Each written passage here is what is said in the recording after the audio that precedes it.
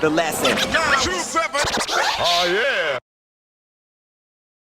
Got Headlock after hours in the studio. Thanks very much, man. No worries, man. Now, I don't know if you remember. You would. We did this. Yeah, we did. It's like 4 or 5 years ago now. Yeah, it was a while back. It Who was even with it? It was Chris and Hamish with me? was you and Hamish. Was Chris here? Nah, it was just you and Integer. Oh, was it? And it was when the studios were different. Yeah. Wasn't and no Java. Nah, it was just the two. It was just the two. From memory, it was just the two of you. And what's your name? Fresh FM. Yeah. It was the two of you, and I think, dude, that was like the first 3 interviews that we ever filmed. Yeah, you never used it either. Nah, because the footage, like, right. I don't even know that we said anything worth listening to. No, I can't remember because it was a while ago, but I just remember the footage was shaky. It was in the early days. Yeah. So thank you for That's coming right. back. Yeah. And I guess the reason, to bring you back is because, you're a member of After Hours. After Hours was part of Certified Wise. Mm-hmm. And just in general, a pretty, pretty iconic crew from South Australia. Yeah. You guys had your hand, on a few shows, a few releases there. I remember seeing you guys. I think the first time I ever seen you guys maybe was like at a Blackwood RSL or something like that, like early days. Were we even performing or were we just drinking? Well, I'll be honest with you, man. I've got a feeling that you was meant to be performing and you ended up just drinking. Does that sound about right? Yeah, man. Wow. I could probably name a couple of shows like that. So it could have been one of those, man. But that's not our fault. It never is.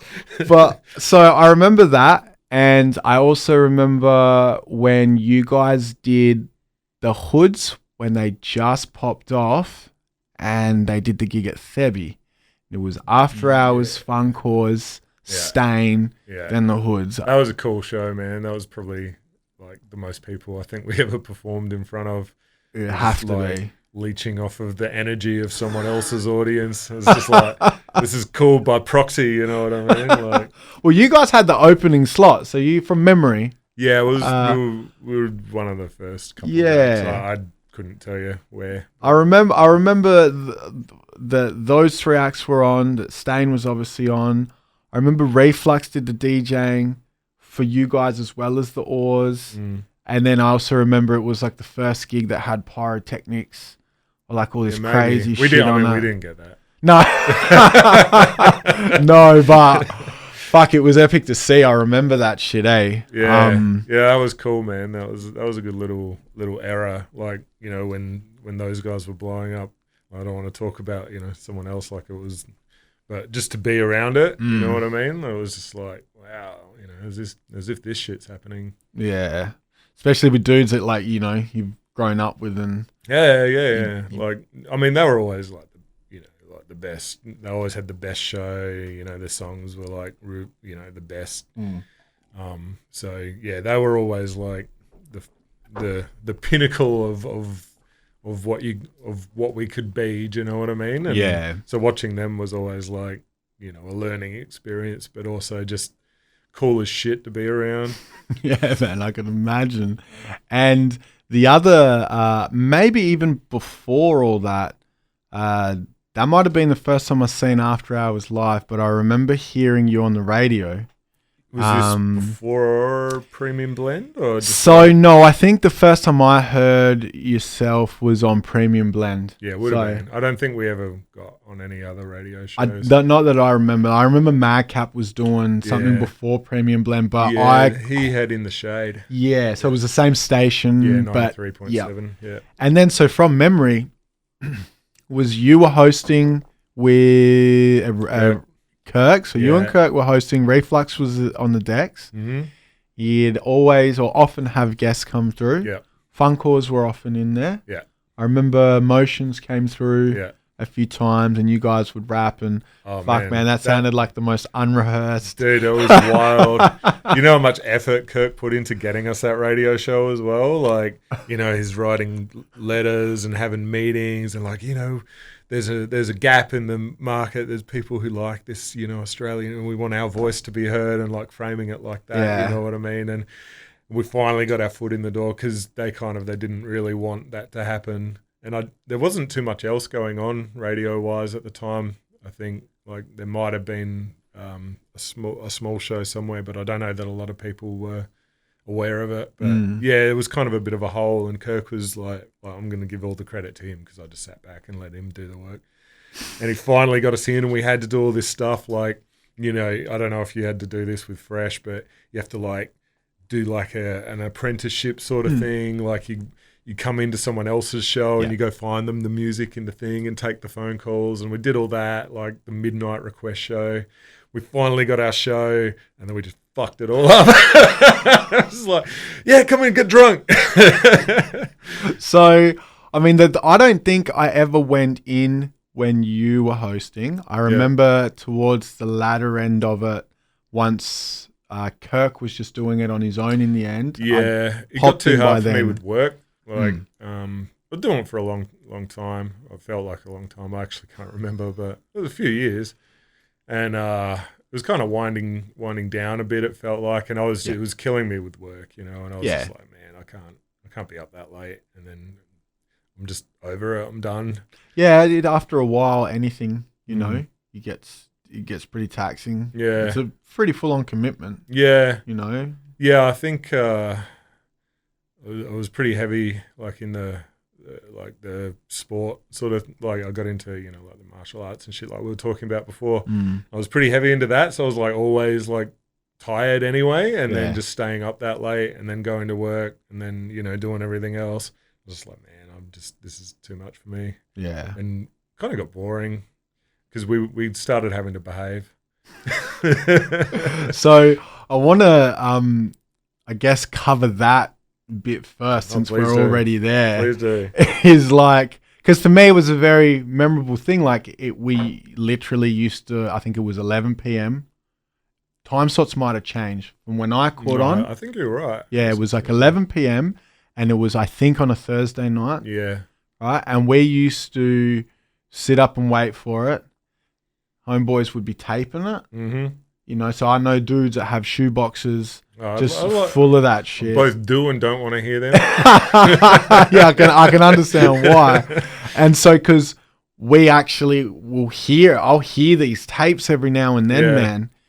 And it's crazy to remember, at least just as an audience, before I knew any of you dudes, how much I used to sit there and just wait for the shit. Yeah. And I knew that there was going to be raps. Yeah. And dudes were going to be talking shit. Yeah. And usually, like, you want to hear I guess I wanted to hear the music. I was never really too much at that point in time to listen to people talk about shit. No. But you guys... We'd talk some shit. You talk mad shit, and it was so unrearced. Oh, dude. We never came in with a plan. It got so sloppy, but that's what made it entertaining. And I remember I'd hear some people be like, oh man, sometimes I wish they'd just shut the fuck up and play the song. And I'd be thinking, sometimes I wish that they'd just keep talking shit. Yeah, we would try, like, we were kind of aware of that as well, like, especially when we had guests, because we'd all be, like, drinking. You know what I mean? Like, so we're just partying, like, but at doing a radio show at the same time. Yeah. So we'd just be talking shit, and then we'd be like, man, we should probably play some music, eh? Like,